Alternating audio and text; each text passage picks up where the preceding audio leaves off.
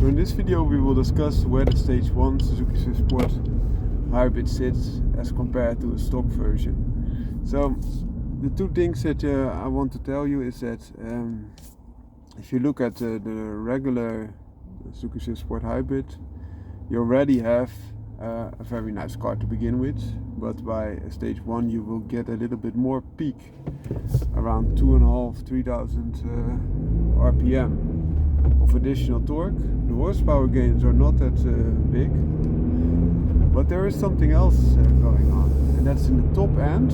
Normally the horsepower gains enormously flattened, so the car feels out of breath.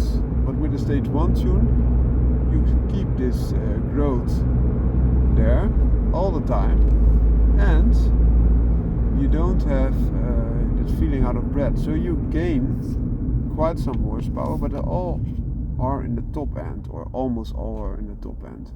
So normally where the earlier iterations, so the earlier versions, ZC33S, ZC31S, were quite revvy, ZC33S is not so revvy anymore and does not produce peak power at higher RPMs. But with the Stage 1 you will change that, and you will again have this normal increase in power instead of just being flattened out and limited. So that is the biggest gain to be had.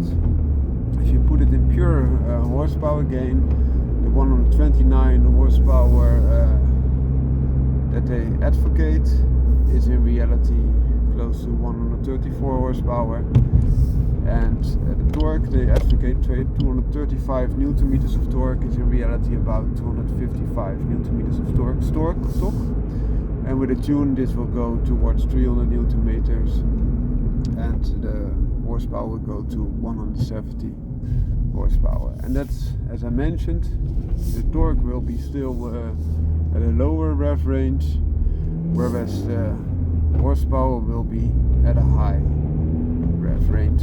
So you will gain something at the bottom end, especially torque, not so much horsepower. Horsepower is not decreased, of course, it's a little bit increased, and you gain top end in the way of horsepower, but also torque will over the entire rev range will be a little bit higher than it would be stock.